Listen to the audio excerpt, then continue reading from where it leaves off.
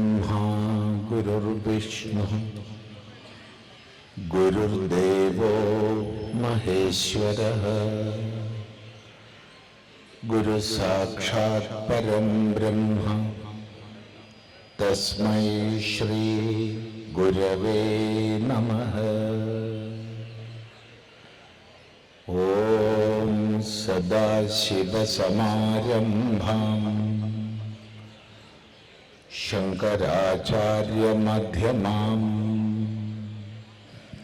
अस्मदाचार्यपर्यन्ताम् वन्दे गुरुपरम्पराम्।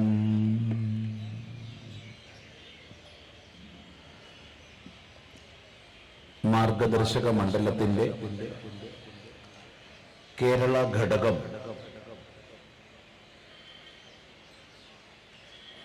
വിഭാവന ചെയ്ത് കേരളത്തിലെ എല്ലാ സന്യാസാശ്രമങ്ങളുടെയും പങ്കാളിത്തത്തോടുകൂടി ധർമ്മ സന്ദേശ യാത്ര നടത്തുകയാണ്. ശ്രീനാരായണ ഗുരുദേവൻ പ്രതിഷ്ഠിച്ച ക്ഷേത്രങ്ങളിൽ ഏറ്റവും വടക്ക് ഭാഗത്തുള്ള കുദ്രോളി ഗോകർമ്മനാഥേശ്വര ക്ഷേത്രത്തിൽ നിന്ന് ദീപം ജ്വലിപ്പിച്ച് ആ ദീപത്തെ മുൻനിർത്തി സന്യാസിമാര് യാത്ര ചെയ്തു. കർണാടകത്തിലെ വലിയൊരു സന്യാസി സമൂഹം അത്യാദരപൂർവം ഞങ്ങളെ പറഞ്ഞയച്ചു. നമ്മൾ ഒത്തുചേർന്നിരിക്കുന്നത് കണ്ണന്റെ ഊരിലാണ്.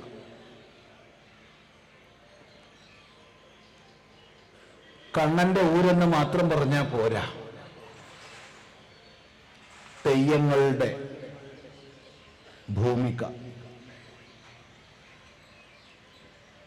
സമൂഹത്തിലേക്ക് ദൈവം ഗൃഹങ്ങളിലേക്ക് വന്ന് അനുഗ്രഹിക്കുന്ന മുത്തപ്പന്റെ ആരൂഢ സ്ഥാനം. പൂരക്കളിയുടെയും മറുത്തുകളിയുടെയും കുറെ ഭാഗങ്ങൾ നിലനിൽക്കുന്ന ജില്ല. രാജരാജേശ്വരന്റെയും കൊട്ടിയൂര് പെരുമാളുടെയും അന്നപൂർണേശ്വരിയുടെയും അതുപോലെ ശ്രീകൃഷ്ണ ബലരാമന്മാരുടെയും വിഹാരസ്ഥാനം. അതിനൊക്കെ ഉപരി എന്നുമെന്നും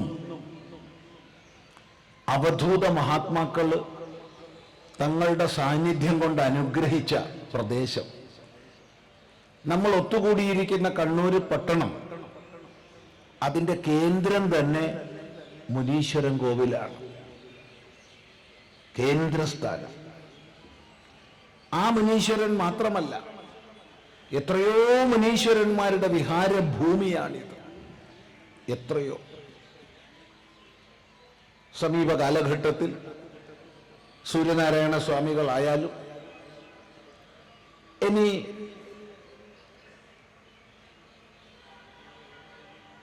മറ്റ് പല പല മഹാപുരുഷന്മാരായാലും ഇവിടെ വിഹരിച്ചു. രമാദേവി അമ്മയും കൂടാളി അമ്മയും ഒക്കെ അവരുടെ തപസ്സിന്റെ പ്രഭാവം കൊണ്ട് ഈ കണ്ണൂരിനെ പ്രകാശിതമാക്കി. പ്രാചീനമായ ചരിത്രത്തിലേക്ക് നോക്കിയാലും സമീപ ഭൂതകാലത്തിലേക്ക് നോക്കിയാലും ആധ്യാത്മികതയുടെ, ധാർമ്മികതയുടെ വലിയൊരു ദീപശിഖ ജ്വലിച്ച പ്രദേശമാണിത്. ഇവിടെ വ്യാവസായികമായി തടിക്കച്ചവടത്തിൻ്റെയും നൂൽനൂൽപ്പിൻ്റെയും വസ്ത്രനിർമ്മാണത്തിൻ്റെയും വലിയ ഭൂമികയായിരുന്നു.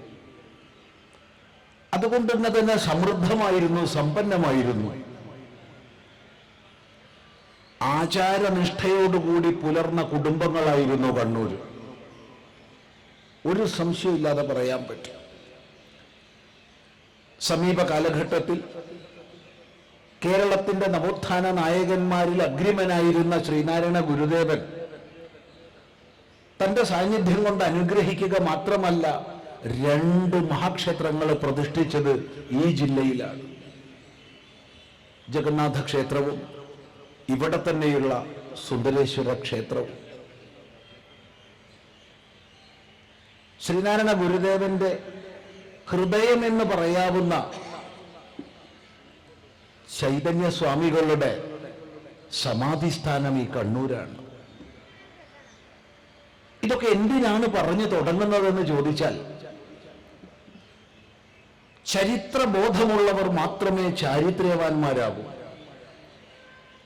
ചാരിത്രവാന്മാർ മാത്രമേ പൗരന്മാരാകൂ.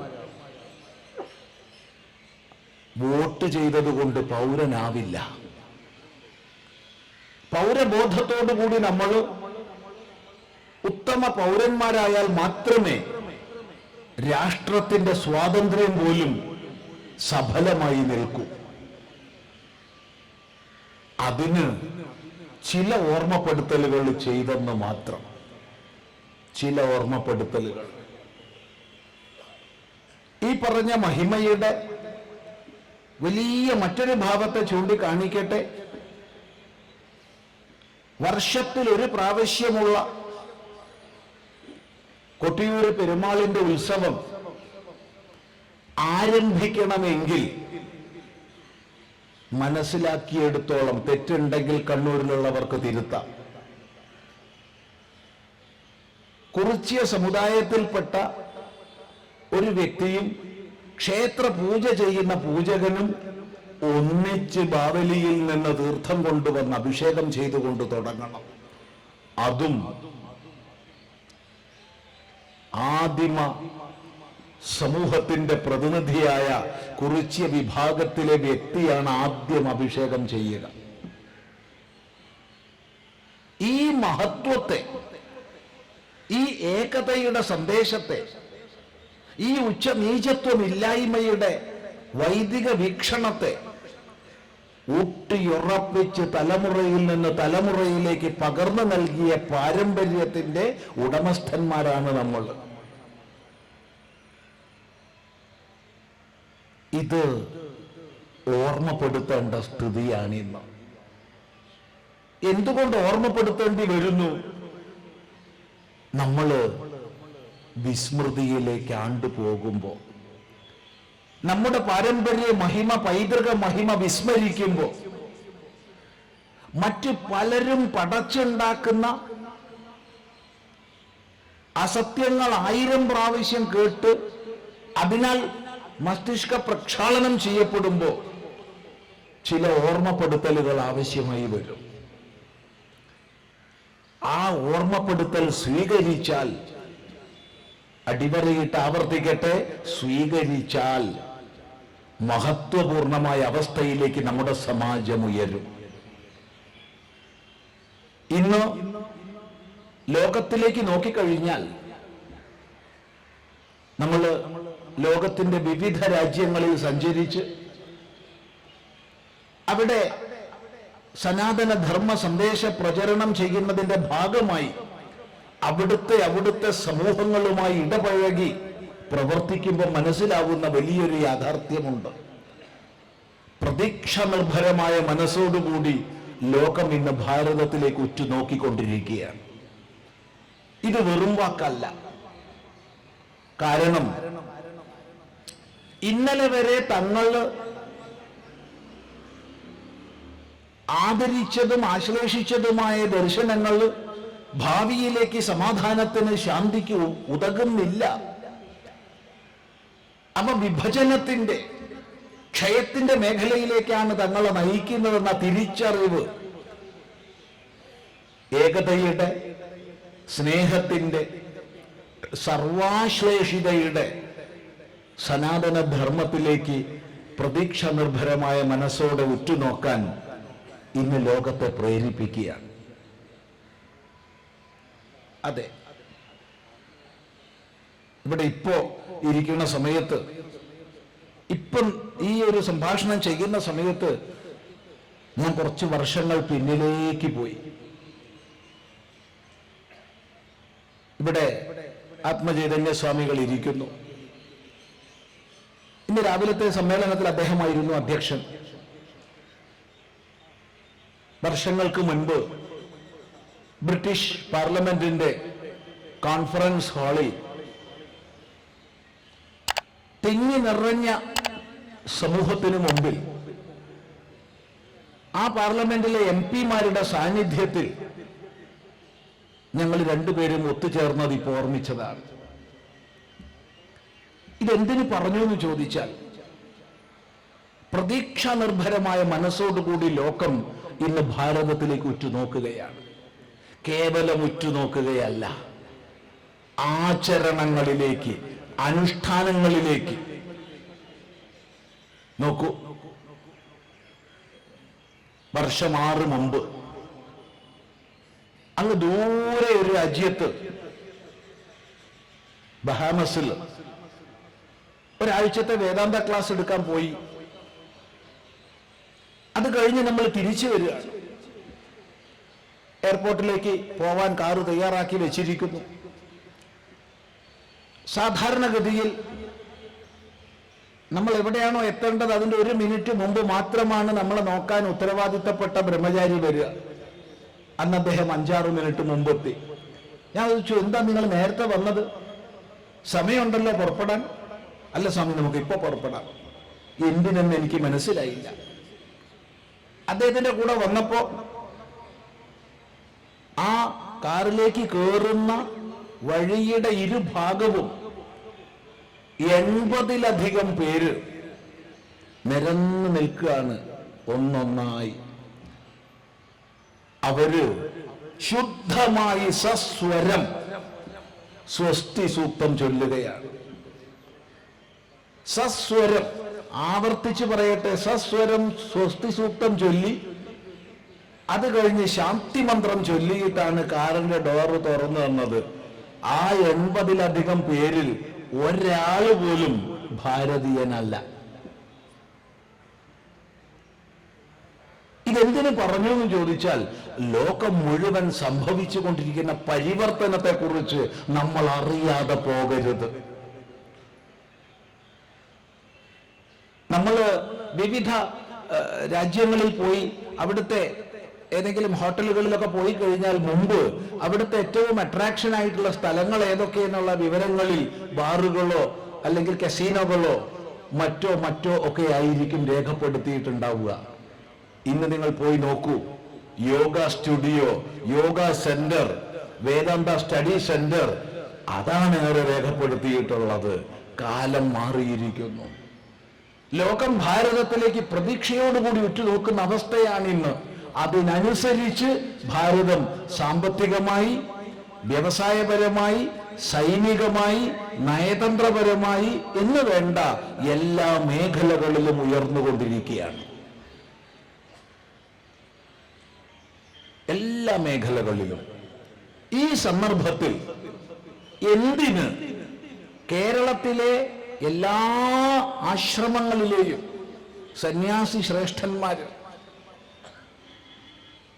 ആശ്രമങ്ങളിലെ സന്യാസി ശ്രേഷ്ഠന്മാരെന്ന് പറയുമ്പോൾ അതിൽ പേരെടുത്ത് പറയുമ്പോൾ പലപ്പോഴും നമ്മൾ വിട്ടുപോകുമെങ്കിലും ചിലതെങ്കിലും സൂചിപ്പിക്കട്ടെ.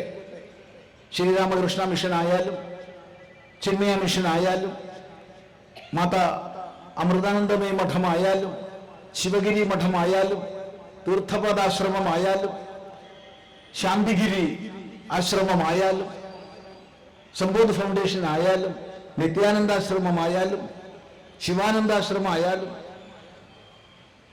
ഇനി ബ്രഹ്മകുമാരീസ് പ്രസ്ഥാനമായാലും, ആർട്ട് ഓഫ് ലിവിംഗ് ആയാലും, എല്ലാവരും ഒത്തൊരുമിച്ച്, ഇനി ഒറ്റപ്പെട്ടിട്ടുള്ള വിവിധ ആശ്രമങ്ങളും ആചാര്യന്മാരുമായാലും എല്ലാവരും ഒരു മനസ്സായി ഒന്നിച്ചു വന്നിരിക്കുകയാണ് ഈ ധർമ്മ സന്ദേശ യാത്രയിൽ.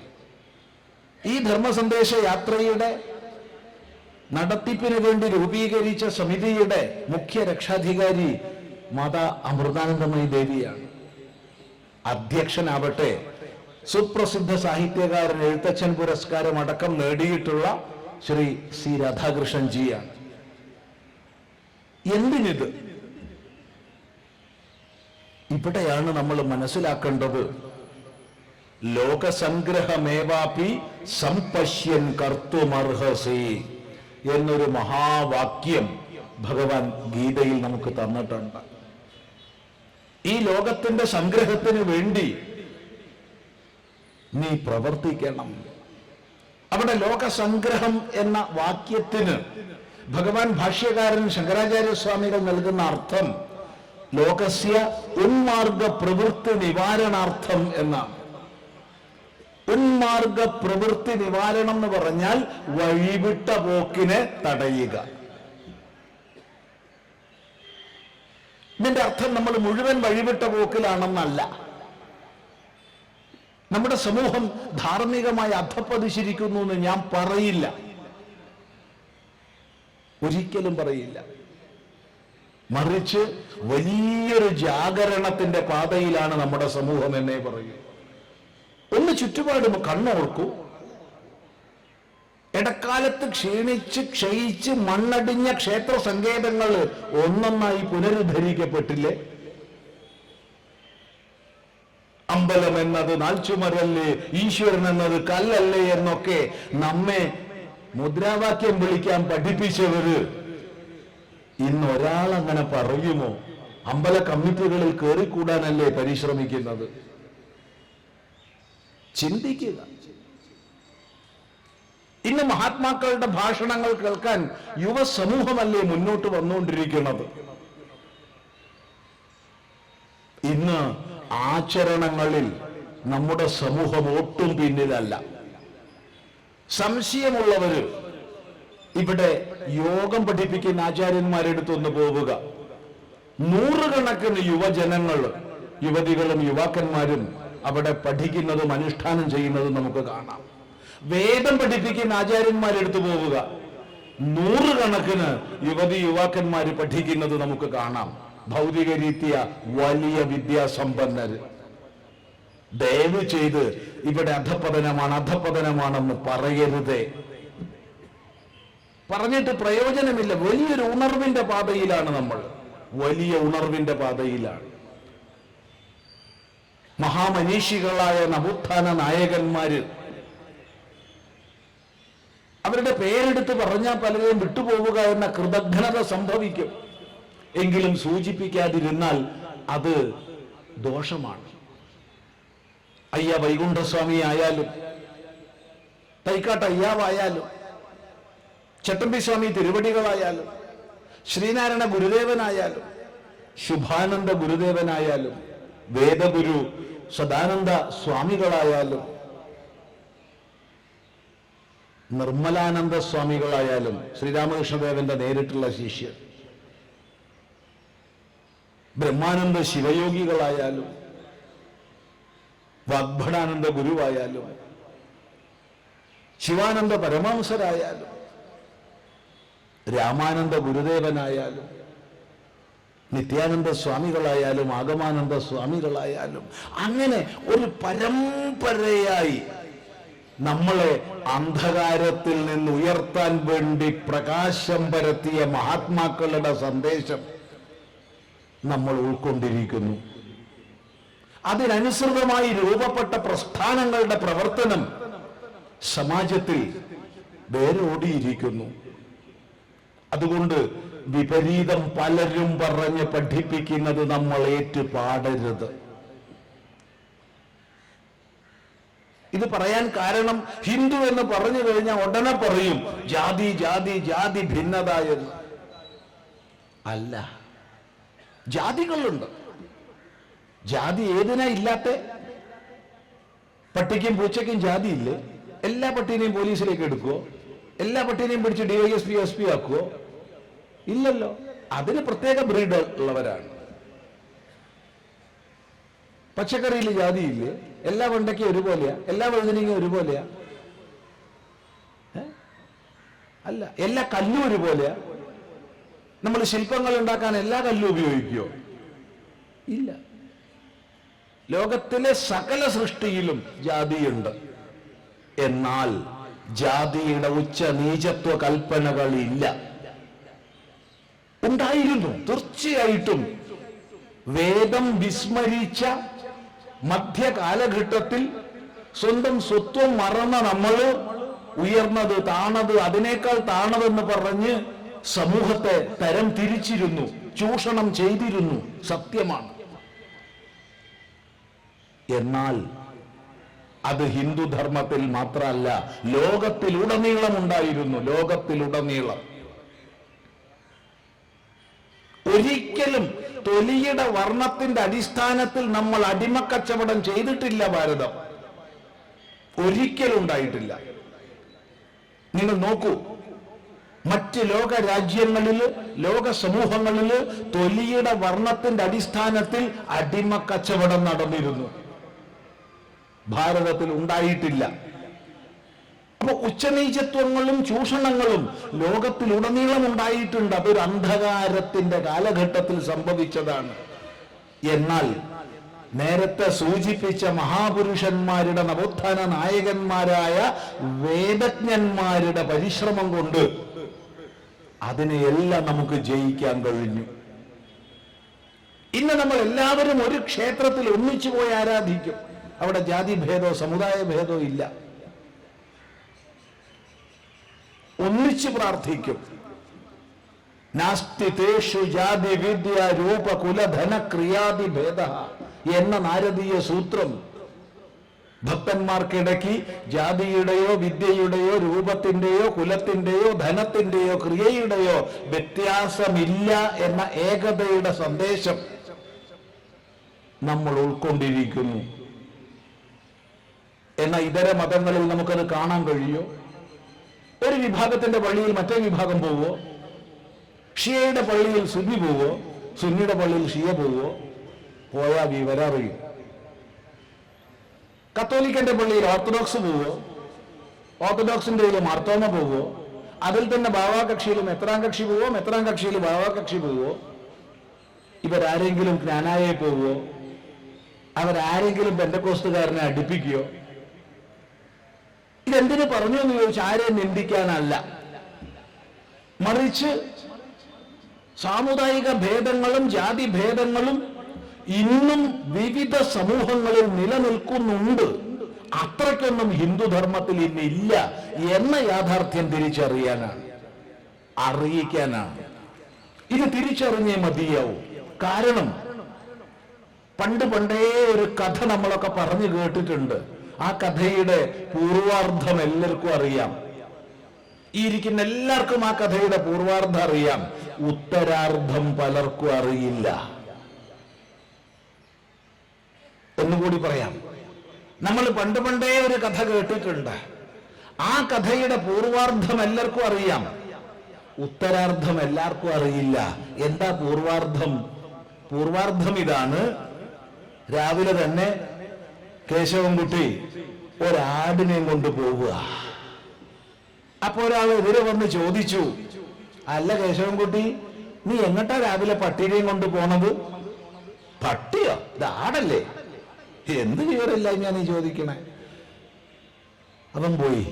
കേശവൻകുട്ടി മുന്നോട്ട് നടന്നു. രണ്ടാമൻ വന്ന് ചോദിച്ചു, അല്ല കേശവൻകുട്ടി, നീ എന്താ രാവിലെ തന്നെ ഒരു പട്ടിയായിട്ട് ഇറങ്ങിയത്? കേശവൻകുട്ടി പറഞ്ഞു, എന്താ നിങ്ങൾക്ക് വല്ല കുഴപ്പമുണ്ടോ? ഞാൻ എൻ്റെ ആടിനെയും കൊണ്ടാണല്ലോ ഇറങ്ങിയത്. വിവരമില്ലായ്മ. കുറച്ചും കൂടി മുന്നോട്ട് നീങ്ങിയപ്പോ മൂന്നാമൻ വന്നു, അല്ല കേശവൻകുട്ടി, നീ എന്താ പട്ടിനെയും കൊണ്ട് രാവിലെ തന്നെ ഇറങ്ങിയത്? കേശവൻകുട്ടിക്ക് ചെറിയൊരു സംശയമായി. പട്ടിയാണോ? അല്ലല്ലോ, ആടാണല്ലോ.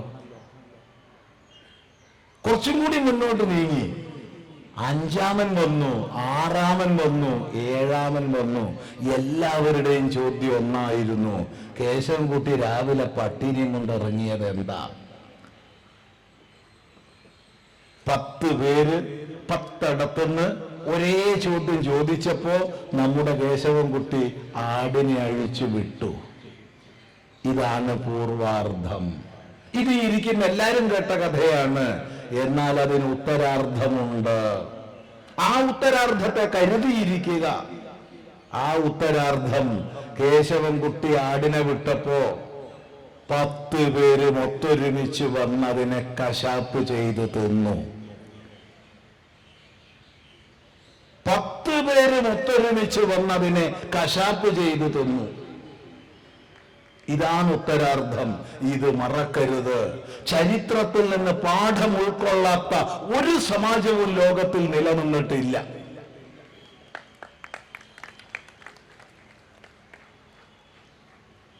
കൈയടിച്ചാൽ ഒരാവേശം കൂടെ ഉണ്ടാവാൻ പോണില്ല.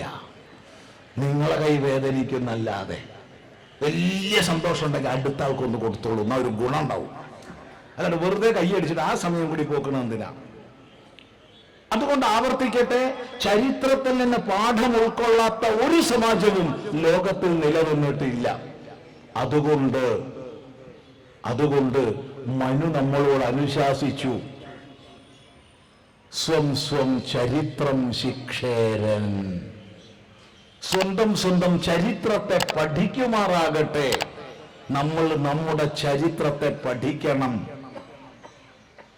ആയോധന കലയുടെ ഈറ്റില്ലമായ കണ്ണൂര്, അതെ, കണ്ണൂർ ജില്ല, തെയ്യത്തെ ഉപാസിക്കുന്ന, കാളിയാട്ടങ്ങൾ വലിയൊരളവോളം സമൂഹ ഹൃദയത്തെ ഉജ്ജ്വലിപ്പിച്ച രാജരാജേശ്വരന്റെയും അതുപോലെ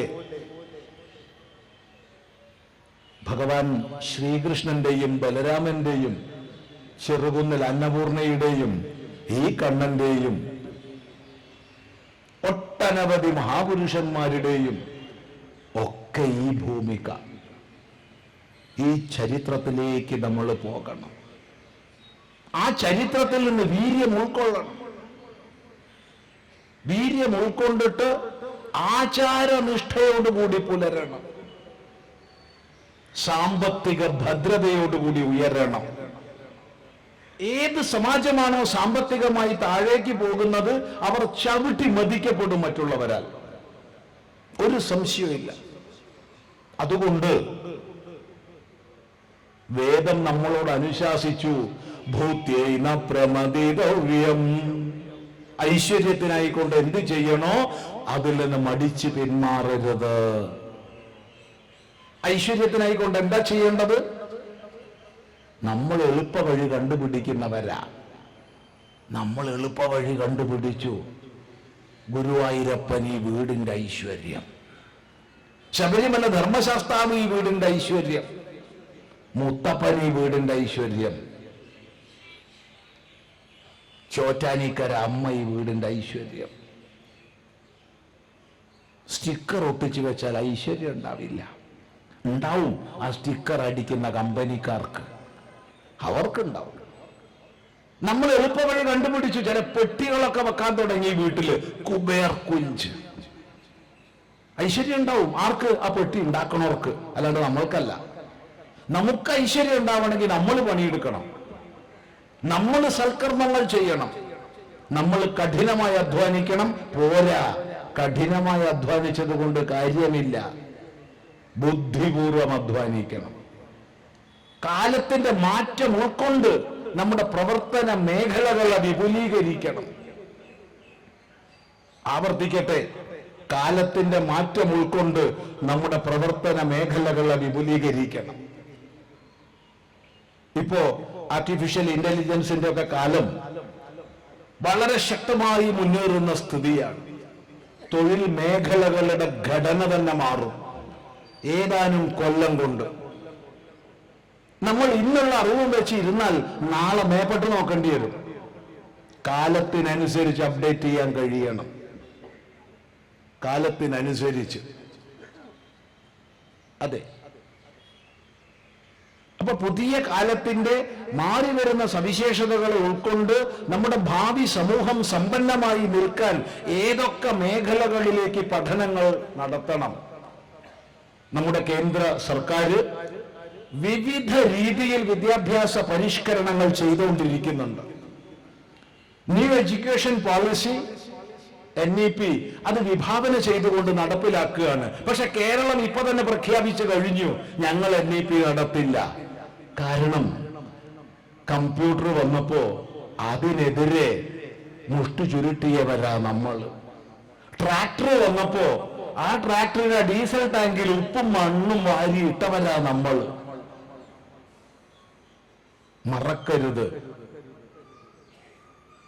ശാസ്ത്രത്തിനും സാങ്കേതിക വിദ്യയ്ക്കും എതിര് നിന്നാൽ നാളെ നമ്മുടെ സമൂഹത്തിന് ഉയർച്ച ഉണ്ടാവില്ല.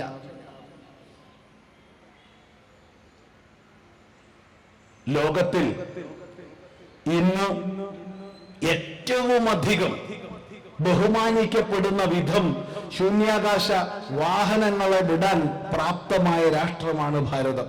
കോടിക്കണക്കിന് രൂപയാണ് നമുക്ക് അതുകൊണ്ട് കിട്ടുന്നത്. കുറച്ചു കൊല്ലം മുമ്പ് ഇവിടെ നിന്ന് തന്നെ ഒരു നേതാവ് ചോദിച്ചിരുന്നു, ആകാശത്തിലേക്ക് വാണം വിട്ടാ കഞ്ഞി കിട്ടുമെന്ന്. മാറുന്ന കാലത്തിനനുസരിച്ച്, ടെക്നോളജി ഉയരുന്നതിനനുസരിച്ച് ഒരു സമാജത്തെ അതിനനുസരിച്ച് ഉയർത്താൻ കഴിയുന്നില്ലെങ്കിൽ നമ്മൾ താഴോട്ട് പോകുമെന്ന് അറിയുക. അതുകൊണ്ട് ഇപ്പോഴത്തെ പുതിയ കുട്ടികളെ കാണുമ്പോൾ എനിക്ക് വലിയ സന്തോഷമാണ്. കാരണം 2ാം ക്ലാസ് പഠിക്കുന്ന കുട്ടിക്ക് 1ാം ക്ലാസ് പഠിക്കുന്ന കുട്ടിക്ക് ലാപ്ടോപ്പ് നല്ലപോലെ കൈകാര്യം ചെയ്യാൻ അറിയും. അവർക്ക് സ്മാർട്ട് ഫോൺ നല്ലപോലെ കൈകാര്യം ചെയ്യാൻ അറിയും. നവീനങ്ങളായ ടെക്നോളജികളൊക്കെ അവർക്ക് പെട്ടെന്ന് വശപ്പെടും. എന്തൊരു സന്തോഷമാണ് അത് കാണുമ്പോൾ. സന്തോഷമാണ്. അവരുയരണം. അവരെ നിരുത്സാഹപ്പെടുത്തരുത്. അവരെ ആധുനിക ഗാഡ്ജറ്റുകൾ ഉപയോഗിക്കാൻ നമ്മൾ പഠിപ്പിക്കണം. പിന്തിരിപ്പിക്കരുത്. കുത്തിയിരുന്ന് പോയി പഠിക്ക്, നീ ഫോണും നോക്കി ഇരിക്കാണ്ടെന്ന് ദയവീത് പറയരുത്. അവന്റെ മുമ്പിൽ അനന്ത സാധ്യത തുറന്നു കിടക്കുന്നുണ്ട്. ആ സാധ്യതയെ വിനിയോഗിക്കാൻ അവന് കഴിയണം. ഇന്ന് ലോകത്തെ നയിക്കുന്ന ഏറ്റവും വലിയ മൾട്ടി ബില്യൺ എന്ന് പറഞ്ഞാൽ പോരാ, ട്രില്യൺ കണക്കിന് വരുമാനമുള്ള കമ്പനികളുടെ ഉടമസ്ഥന്മാര് A for apple, B for ball, C for cat എന്ന് പഠിച്ചവരല്ല. മറിച്ച് പ്രായോഗിക ബുദ്ധിയോടുകൂടി നവീന കാലത്തെ ടെക്നോളജിയെ വശത്താക്കാൻ പഠിച്ചവരാ. അവരാണ് വലിയ വിദ്യാസമ്പന്നരായ ആയിരക്കണക്കിന് പേരെ തൊഴിലാളികളായി വെച്ചിട്ടുള്ളത്. അല്ലേ എന്ന് നോക്കൂ. നമ്മുടെ മക്കൾ ഉയരണം. അവരെ വ്യത്യസ്ത മേഖലകളിലേക്ക് തിരിച്ചുവിടാൻ നമുക്ക് കഴിയണം. ശ്രദ്ധിക്കുക. അതുകൊണ്ട് ഭൂത്യേന പ്രമദിതവ്യം, ഐശ്വര്യത്തിനായിക്കൊണ്ട് എന്ത് ചെയ്യണോ അതിൽ നിന്ന് മടിച്ച് പിന്മാറരുത് എന്നത് ഓർമ്മിക്കുക. ഇടക്കാലത്ത് അന്ധകാരാവൃതമായ ഒരു മധ്യകാലഘട്ടത്തിൽ നമ്മൾ തെറ്റിദ്ധരിച്ചു പോയി. നമ്മൾ ഒരുപാട് ആധ്യാത്മിക പ്രഭാഷകന്മാര് തെറ്റിദ്ധരിപ്പിച്ചു. പണമൊന്നും ആഗ്രഹിക്കരുത് കേട്ടോ. പണം ആഗ്രഹിക്കരുത്. പണം ആളെ കൊല്ലിയ. എന്നിട്ട് ഈ സ്വാമിയാർക്ക് ദക്ഷിണ കിട്ടുകയും വേണം. നോക്കണേ ഒരു വഞ്ചന. ഒന്ന് ആലോചിച്ച് നോക്കൂ. വേദത്തിന്റെ സന്ദേശം യയാ കയാച വിധയാ ബഹുവന്നം പ്രാപ്നുയാതെന്നാണ്. നീ എങ്ങനെയെങ്കിലുമൊക്കെ കൃഷി ചെയ്ത് ധാരാളം അന്നമുണ്ടാക്കൂ, ധനമുണ്ടാക്കൂ. അന്നം എന്ന് പറഞ്ഞാൽ ധാന്യമാണ്. ധാന്യം ധനയോഗ്യമാണ്. ധാന്യം എന്നുള്ള വാക്ക് എല്ലാവരും ഉപയോഗിക്കുന്നുണ്ടാവും. എന്താ ധാന്യം? ധനയോഗ്യം ധാന്യം. അപ്പൊ അന്നം ഉണ്ടാക്കൂ പറഞ്ഞാൽ എന്താ അർത്ഥം? ധാരാളം പണം ഉണ്ടാക്കുന്ന. കാരണം സാമ്പത്തികമായി ഒരു സമാജം താഴേക്ക് പോകാൻ പാടില്ല. അതുകൊണ്ട് യജുർവേദത്തിൽ ശ്രീരുദ്രത്തിൽ ചമകം എന്ന അധ്യായം മുഴുവൻ പ്രാർത്ഥനകളാണ്. എനിക്ക് സ്വർണം വേണം, എനിക്ക് വെള്ളി വേണം, എനിക്ക് രത്നം വേണം, എനിക്ക് പട്ടുവസ്ത്രം വേണം, എനിക്ക് കമ്പിളി വസ്ത്രം വേണം, എനിക്ക് പരുത്തി വസ്ത്രം വേണം, എനിക്ക് കുതിര വേണം, എനിക്ക് ആന വേണം. അങ്ങനെ അങ്ങനെ അങ്ങനെ പോവുക. 300 ചില്ലുവാൻ പ്രാർത്ഥനകൾ. ഇങ്ങനെ സകല സമ്പദ് ഐശ്വര്യങ്ങളും വേണമെന്ന് സ്വപ്നം കാണുന്ന വ്യക്തിക്ക് അലസനായി മന്ദനായി ഇരിക്കാൻ കഴിയോ? ഇല്ല. അവൻ കഠിനമായി അധ്വാനിക്കും, ധനമുണ്ടാക്കും, സമാജത്തെ മുന്നോട്ട് നയിക്കും, കച്ചവടങ്ങൾ ചെയ്യും, വ്യവസായ സംരംഭങ്ങളിൽ ഏർപ്പെടും. കൃഷി പുരോഗമിപ്പിക്കും. അവൻ കൃഷിസ്ഥലത്ത് കൊടിനാട്ടി കൃഷിയെ നശിപ്പിക്കില്ല. വ്യവസായശാല ആരംഭിക്കുന്നതിന് മുമ്പ് അവിടെ കൊടിനാട്ടി വ്യവസായം ഇല്ലാതാക്കില്ല. പക്ഷേ ദൗർഭാഗ്യവശാൽ കേരളം അങ്ങനെയൊക്കെ ആയിപ്പോയി. അതിന് ന്യായീകരണം കേരളം ഒരു പ്രത്യേക ഭൂമിയാണെന്ന ഒരിക്കലുമല്ല. ദൃഷ്ടാന്തങ്ങളിലേക്ക് പോയി കഴിഞ്ഞാൽ മണിക്കൂറുകളോളം സംസാരിക്കേണ്ടി വരും. അതിന് സമയം അനുവദിക്കുന്നില്ല. പക്ഷെ ഒന്ന് സൂചിപ്പിക്കട്ടെ, ഈ കേരളം ഏതാനും വർഷം മുമ്പുണ്ടായതല്ല. കേരള പിറവി കുറച്ചു വർഷം മുമ്പല്ല. വാൽമീകി രാമായണത്തിന്റെ കാലം നമുക്ക് നിർണയിക്കാൻ പറ്റില്ല. ആയിരം വർഷങ്ങൾ പഴയ വാൽമീകി രാമായണത്തിൽ സുഗ്രീവൻ സീതാന്വേഷണത്തിന് വാനരന്മാരെ നിയോഗിക്കുന്ന സമയത്ത് വ്യക്തമായി പറഞ്ഞിട്ടുണ്ട്, കേരളം അടക്കം നിങ്ങൾ അന്വേഷിക്കണമെന്ന്. കേരള ശബ്ദം അവിടെയുണ്ട്. ആ കേരള എന്ന് ശബ്ദം അവിടെയുണ്ട്. കേരളം ഇന്നലെയോ മിഞ്ഞാന്നോ ഉണ്ടായതല്ല. ആ കേരളത്തിന്റെ മധ്യത്തിലൂടെ ഒരു പുഴ ഒഴുകുന്നുണ്ട്. പാലക്കാട് പുഴയല്ല, കേരളപ്പുഴയുമല്ല. പിന്നെ അത് ഭാരതപ്പുഴയാ.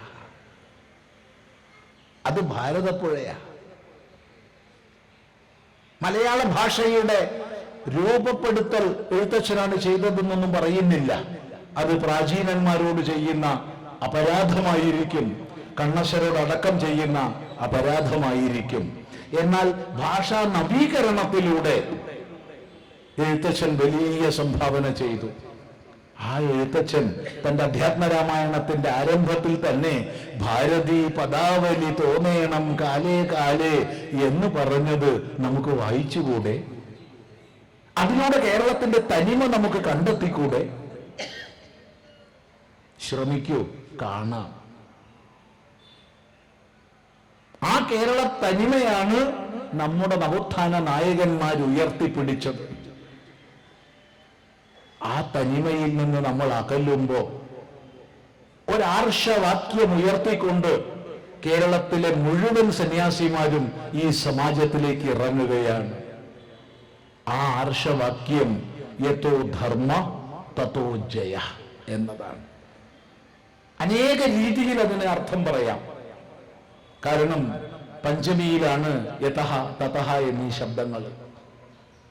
സാമാന്യമായി എവിടെയാണോ ധർമ്മം അവിടെയാണ് ജയം എന്ന് പറയാറുണ്ട്. അതിൽ കവിഞ്ഞ അർത്ഥമുണ്ട്. വ്യാസൻ വെറുതെ അല്ല പഞ്ചമി ഉപയോഗിച്ചത്. എവിടെ നിന്നാണോ ധർമ്മം അവിടെ നിന്നാണ് ജയം. ധർമ്മത്തിന്റെ പ്രഭവം എന്ത്? അത് കണ്ടെത്തൂ. ധർമ്മത്തിന്റെ പ്രഭവം വേദം അനുശാസിച്ചിട്ടുണ്ട്. സംഗച്ഛധ്വം സംവദധ്വം. നിങ്ങൾ ഒന്നിച്ച് നല്ലതിലേക്ക് നടക്കുവിൻ, നിങ്ങൾ ഒന്നിച്ച് നല്ലതിനെ പറയുവിൻ. ഒന്നിച്ച് ഒന്നിച്ച് ഒന്നിച്ച് ഒന്നിച്ചാ മാത്രം പോരാ. പൊതുമുതൽ നശിപ്പിക്കാനും നമുക്ക് ഒന്നിക്കാം. നമ്മുടെ സമ്പത്തിനെ നശിപ്പിക്കാൻ വേണ്ടി നമുക്ക് ഒന്നിക്കാം.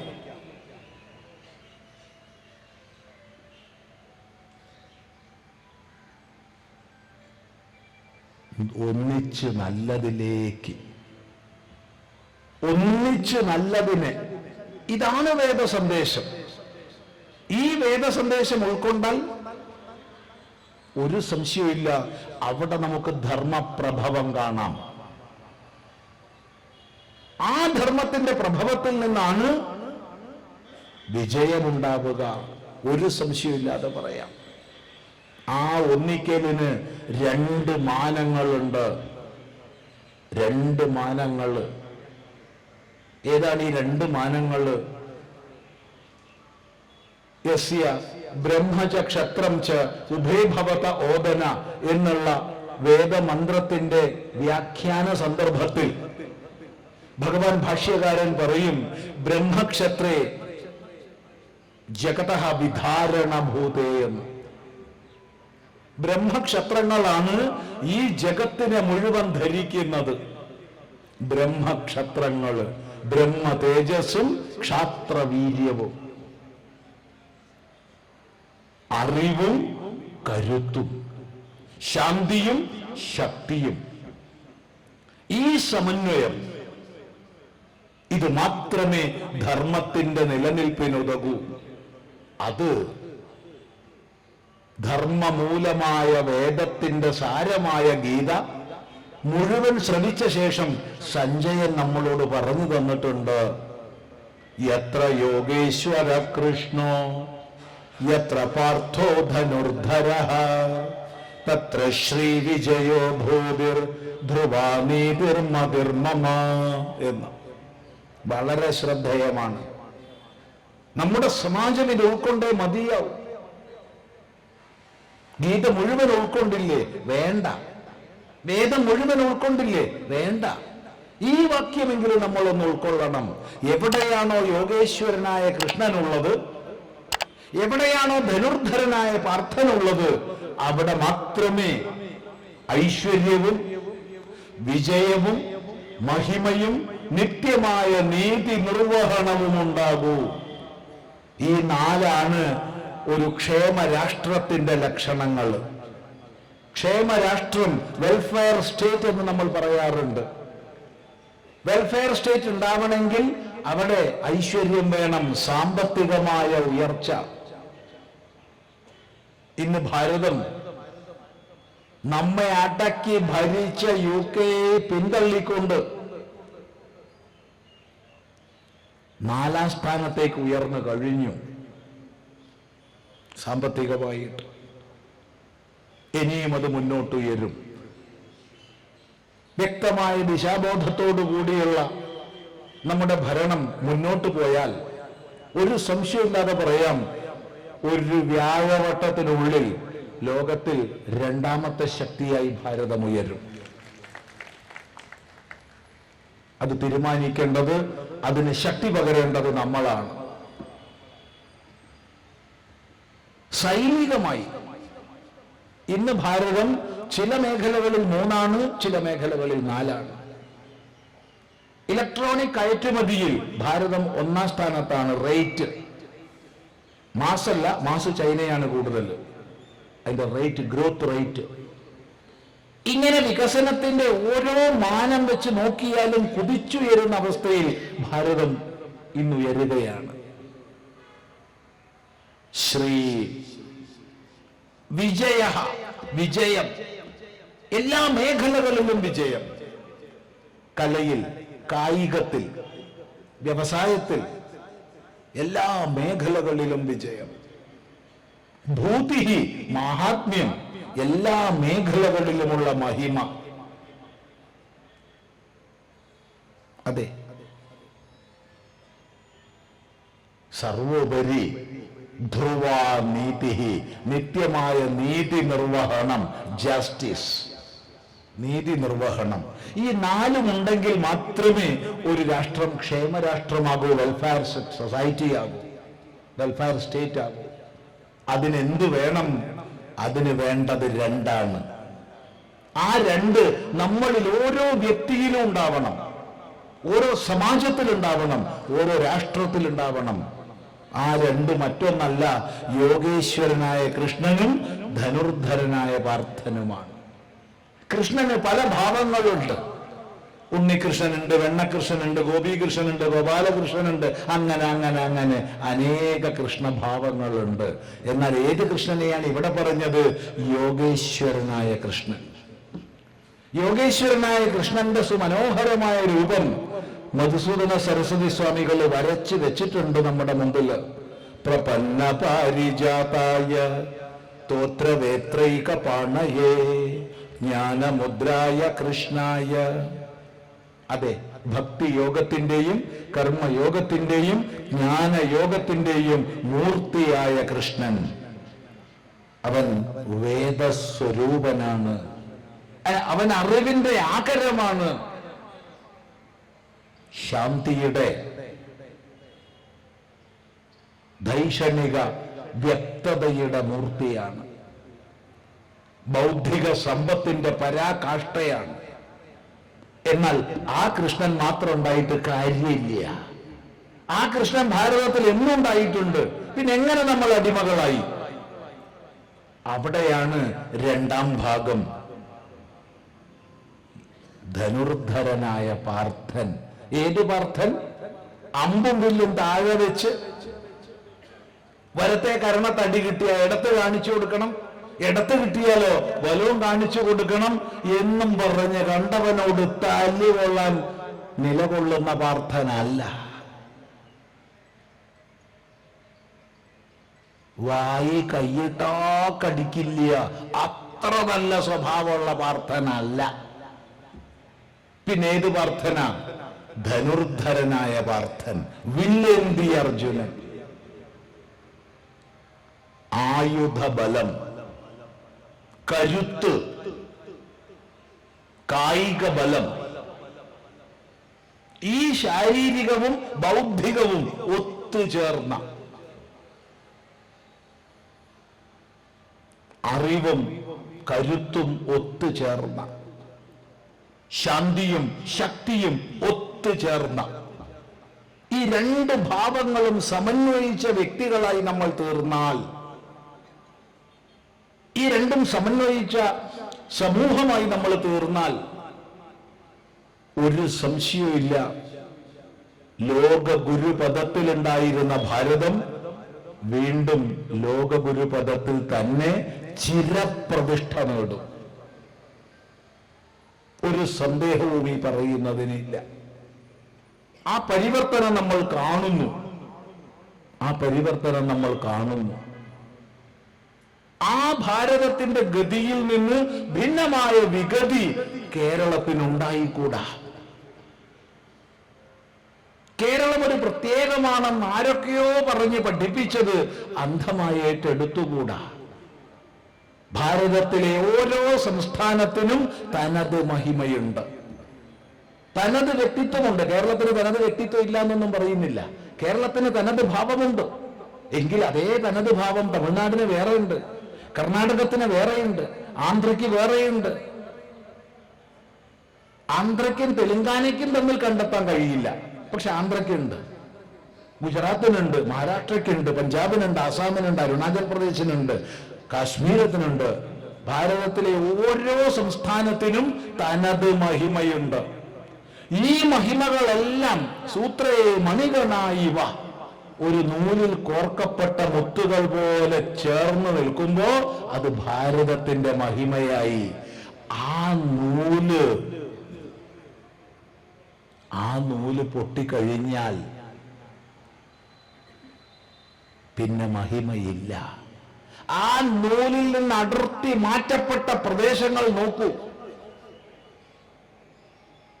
ചില സംഘടനകൾ നടത്തുന്ന ഹാപ്പിനെസ് ഇൻഡെക്സ് സ്റ്റഡി നോക്കിക്കഴിഞ്ഞാൽ ഭാരതത്തെക്കാൾ എത്രയോ മുമ്പിലാ ബംഗ്ലാദേശും പാകിസ്ഥാനും ഒക്കെ.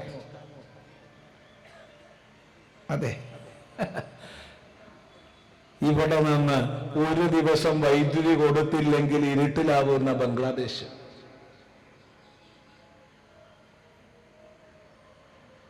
വിഭജനത്തിന്റെ കാലഘട്ടത്തിൽ ഉണ്ടായിരുന്ന വൈവിധ്യങ്ങളെ മുഴുവൻ ഇല്ലാതാക്കി ഏകമുള്ള തോട്ടം മാത്രം വളർത്തുന്ന പാകിസ്ഥാൻ. അവിടെ ഹാപ്പിനെസ് ഇൻഡെക്സ് കൂടുതലാണ്. അത്തരം പഠനങ്ങളെ ഉദ്ധരിച്ച് പ്രസംഗിക്കുന്നവരായി ഇവിടെ. ചിന്തിക്കുക, പഠിക്കുക, അപ്പൊ മനസ്സിലാവും. ആർക്കൊക്കെയോ വേണ്ടി മാധ്യമ വിധർമ്മം ചെയ്യുന്നവര്. അതുകൊണ്ട് സ്വന്തം ചരിത്രത്തെ പഠിച്ച് അതിൽ നിന്ന് വീര്യം ഉൾക്കൊണ്ട് നമ്മുടെ വീട്ടിൽ ആചരണങ്ങളെ ചെയ്ത്, നമ്മൾ നിശ്ചയിച്ച സമയം ഈ പ്രഭാഷണത്തിന് 50 മിനിറ്റാണ്, അത് കഴിഞ്ഞു. 37 സെക്കൻഡ് അധികമായിട്ടുണ്ട്. എങ്കിലും സംഗ്രഹിച്ച് പറയട്ടെ, ആചരണങ്ങൾ ചെയ്യുന്ന സമൂഹം. ദയവ് ചെയ്ത് കുട്ടികളോട് ഏറെ അത് ചെയ്യൂ ഇത് ചെയ്യൂ എന്ന് ഉപദേശിക്കാതിരിക്കുക.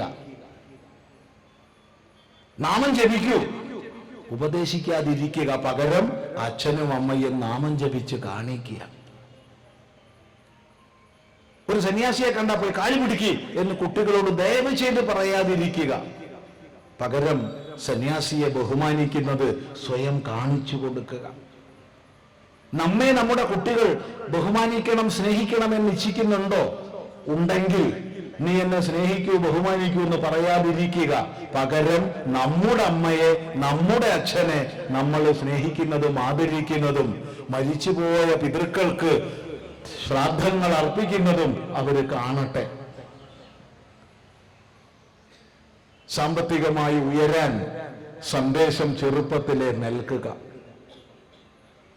പഠിച്ച് പഠിച്ച് മാർക്ക് വാങ്ങി ഉദ്യോഗസ്ഥരാവാൻ പ്രേരിപ്പിക്കുന്നതിന് പകരം പഠിച്ച് ജീവിതത്തെ യഥാതഥമായി മനസ്സിലാക്കി വ്യവസായ സംരംഭകരാകാൻ, കച്ചവടക്കാരാവാൻ, ഒത്തുചേർന്ന് ബിസിനസ് സാമ്രാജ്യം ഉണ്ടാക്കി തീർക്കാൻ അത്തരം പ്രേരണകൾ നൽകുക.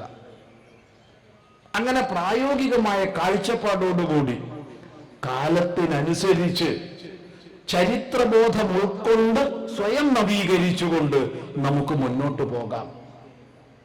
മുന്നോട്ട് പോയേ മതിയാവൂ. ഉപസംഹരിക്കട്ടെ.